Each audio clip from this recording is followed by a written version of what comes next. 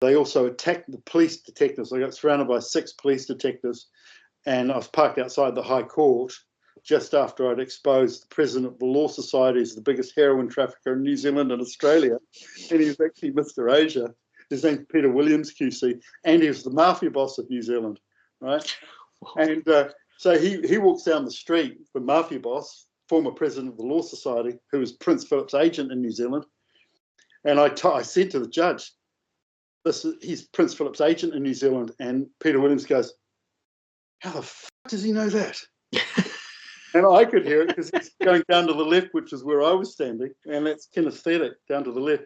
And then the judge is looking and going, tries to hold us some papers in front of him, you know. I don't want to be hearing this.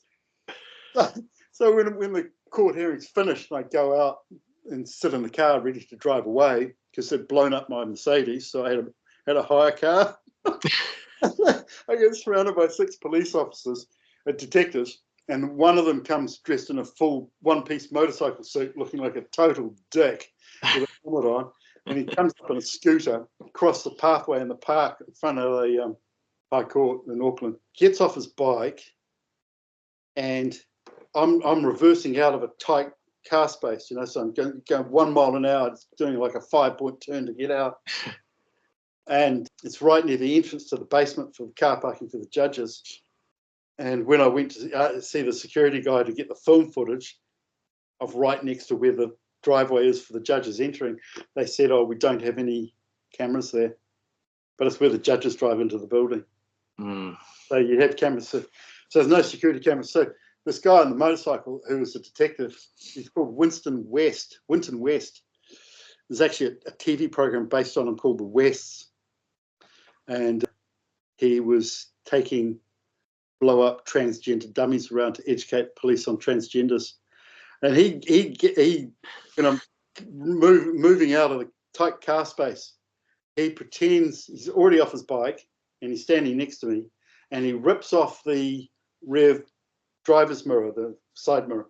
He rips that off the car. He gets on it and he pushes down as hard as he can, right? And it breaks away.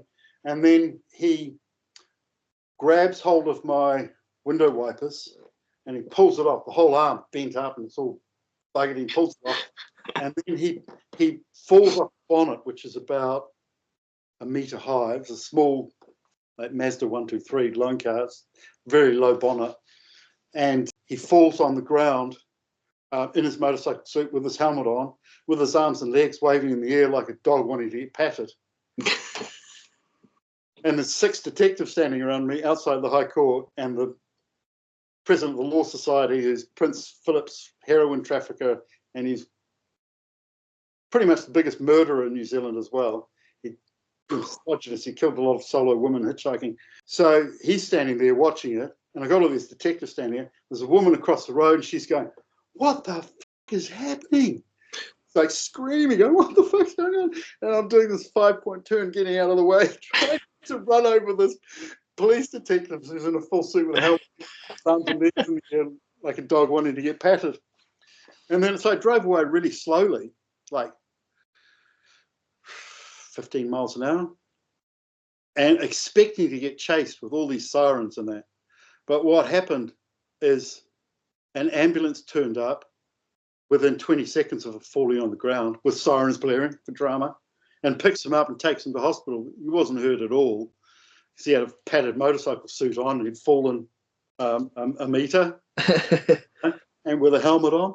And so I drove away, and then I went back to the mechanic who was fixing my car, and I said, how's my Mercedes going? This one's fucked.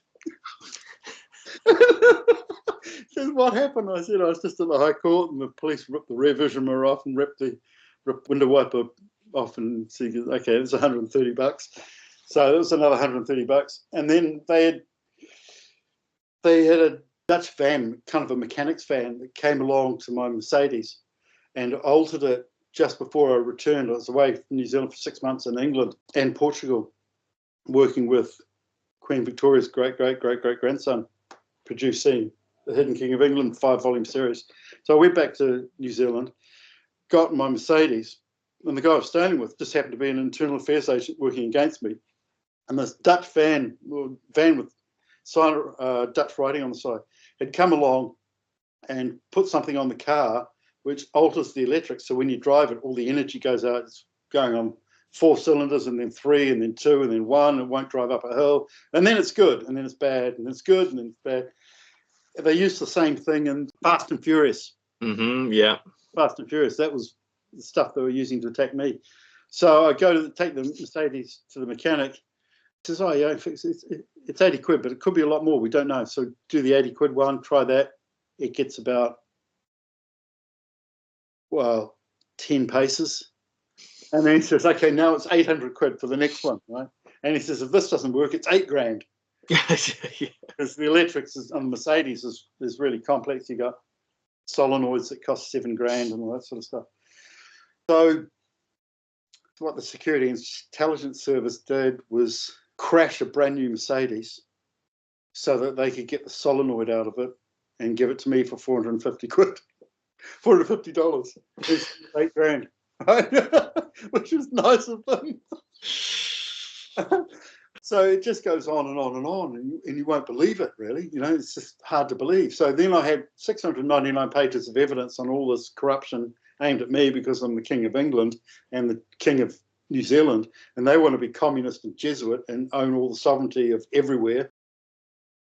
So the best thing for the safety of my family, so September 2009 was the Western Samoa tsunami. The best thing for me, for the safety of my family, was to leave the country. So I left in March and became the historian for Queen Victoria's great-great-great-great-grandson and his mother, great-great-great-granddaughter, and produced the 5-volume The Hidden King of England series. That's what it looks like there, right? So as soon as I did that, as soon as I left the country, I had the court contact me by email over nothing. As soon as I replied and it pinged that I was in Portugal, they then had a secret hearing, which they didn't tell me, removed all of my evidence and had a secret hearing against me, but I had no defence because I wasn't notified of the hearing, and they'd removed all of my evidence. And a person who had been my lawyer saw my name up on the board and rang me and said, hey, your name's up on the board for a hearing. Do you want me to do anything? So he's not my lawyer, I'm not employing him, but he goes in and says, look, I can say a few words for Joseph Gregory Hallett because I've worked for him before, but I'm not employed for them now. So the judge says, okay. And I said, where's his evidence? And they go, there isn't any.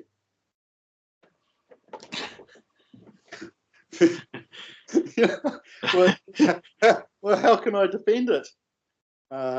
We don't know. So the judge was making a summary judgment based on me having no evidence when I had 699 pages of evidence. And all of this relates back to New Zealand, the Blackmailer's Guide. Yeah, that's what it was about. It was a defamation case, right? So I'd worked for this guy, Peter Williams, who I thought was the president of the Law Society, but he's actually Prince Philip's agent and the mafia boss trafficking heroin to the true English royal family, right? So I was playing tennis with him and I'd ace him and he'd go, fault. And his teammate would go, no, that was in. So I ace him again on the second serve. And go, fault. And the other guy would go, no, that was in. That was in. So I was smashing, literally smashing the mafia boss, right, over the head with a tennis racket. So he wasn't too happy about that. So I ended up going sailing with him. There was 4 of us. We went sailing on his boat, on his yacht called the Ariel. It was about 38 foot. And we sailed from West Haven, which is the main marina in Auckland. And we sailed to Great Barrier, where his son lived and where the heroin was dropped off. and then we sailed back. And on the way there, Peter Eldridge Williams QC, admits to having an extreme fondness for 12-year-old boys, right? And then one other guy who was on the yacht was a half Maori guy, the fake Maoris, and he was a Churchill scholar.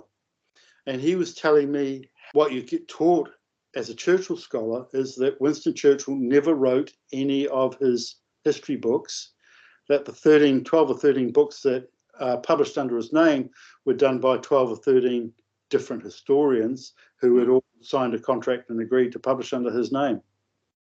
So Winston Churchill never wrote any books. He was a complete fraud, and Queen Elizabeth's biological father. That's Queen Elizabeth II. So Peter Williams admitted to being a homosexual pedophile on the 29th of August 2004, and then I published New Zealand: A Blackmailer's Guide in October 2007. I exposed Peter Williams as a homosexual pedophile and a heroin trafficker, and that he had an affair with Ron Jorgensen, who was convicted of the double murders, Bassett Road murders, and that when Ron Jorgensen was having conjugal visits in prison, it was with Peter Williams. Oh, cool. And Peter Williams is on TV as promoted as some great legal mind, right? I absolutely thrashed him in court, just beat him. He was almost crying, and people were reporting it, and Peter Williams was admitting to being Prince Philip's agent in New Zealand. So what happened is, when I was 15 and 1 day old, watching the heroin be brought in and watching Detective Inspector John Rex Hughes take the heroin up to this house, Detective Inspector John Rex Hughes was a diver, and he was working with Peter Williams on the drug trafficking. So they were selling the drugs to the people and then going in and convicting them and stealing the drugs back off the people and selling to the next people. Yeah, like basically like getting everyone a criminal record. You were saying that was one of the goals, was to sort of criminalize everyone. Yeah, and Detective Inspector John Rex Hughes was the naval boxing champion, and he was also a marathon runner, just incredibly bent. So when the heroin came on shore and it was taken in a Land Rover with an open tray on the back, like with that metal in it that's got like 3 stripes for grip, the aluminium, had that on the back, and then it had the trailer on the Parker craft. So it went up the steep hill, and then the second left before the bridge going over the railway, and then into Winston Peters' house, who was sharing an office with Peter Williams. Winston Peters, Peter Williams, Winston Peters, Peter Williams, Peters, Winston, Peter Williams, PW, very close, interchangeable, confusing names. And they shared a legal practice together that never practiced law. And their office overlooked the Tauranga Harbour, so they could see the ships coming in for the heroin, right? And then they would send Winston Peters' girlfriend, who was the heroin trafficking prostitute called Heaney Phillips, and she would go to the customs and do sexual stuff with the customs officers while the heroin was being taken off the ship as a distraction. So they didn't have to pay the bribes, they just used her. So that was Winston Peters' girlfriend. And then Peter Williams, QC, needed cover for his homosexual pedophilia. So Heaney Phillips ended up becoming his common law wife as cover, right? So the 3 of them were absolutely... And when Peter Williams died, he was the mafia boss. The mafia boss status went to the Chief Justice, Sean Elias, who was head of the Supreme Court, and then mafia boss status went to Winston Peters, who was pretty much the biggest, second biggest, all-round drug trafficker in New Zealand from 1970 on. And he started off with a law degree as a drug narc, so he's working for the government, supposed to expose who was trafficking drugs and drugs. He actually ended up becoming a heroin trafficker himself. Right, so all of this was published in New Zealand: A Blackmailer's Guide, and while it was being at the printers, the Prime Minister, Helen Clark, who was a former KGB gangbang prostitute, she tried to run me over, right? So in a government vehicle, it was a crimson Ford Mondeo going from Park Road in the Domain down to Eyre Street. So I rang up the printers and I said, hold the press, and added another chapter. Which is the last chapter, which is about Helen Clark trying to run me over. Prime Minister, Yeah. Wow. And it was a red car, and she was very red. She's total communist, right?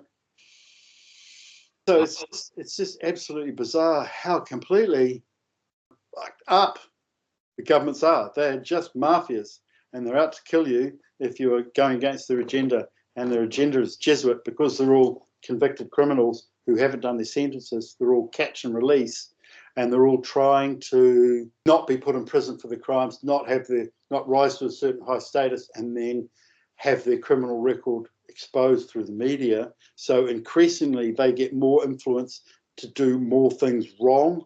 So governments are totally wrong. They do everything wrong. And the Jesuits can call up anyone in the government, in the judiciary, in the media to do their bidding. It's like their mobile army. They just call up anyone and say, do this, do this, do this. They're attacking all the true sovereignty, all the true kings, all the true bloodline.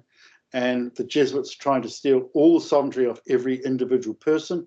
They're trying to steal the sovereignty of nations.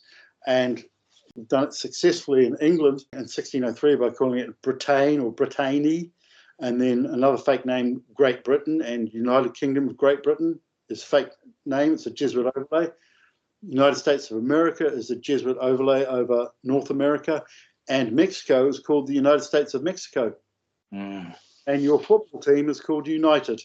Right? If you see the word United, it means Jesuit. Yeah.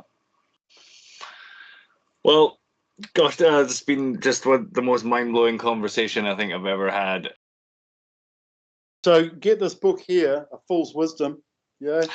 It's a great book. It's a great read. I've read the first 30 pages. And it's good. It actually mentions me, which is brave. Very brave.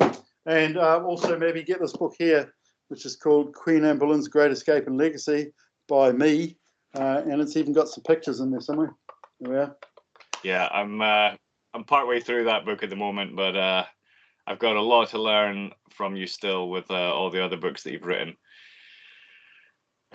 Yeah, but it's worth it. I mean, it's just, it's the high knowledge, and it really just lights up the mind to know the truth of what happened, and even though it can be so ugly and a lot to take in. I think that is the work. We have to learn the true history now. I believe that's why we have all this technology. Why, God. It feels like God wants us all to be looking at screens right now and seeing what's going on. Right? It's like everyone in the world's got a screen in their hand. You almost can't escape it. It's like there's a conspiracy that we can all see information and share it easily. And I think it's to bring about this awakening. I mean, I hope anyway. And I think you've been a light throughout this whole time, and it's a real honor. I say this all happened so quickly, but it's just a real honor and a pleasure to talk to you. Thank you for sharing my book. And good. There. Yeah.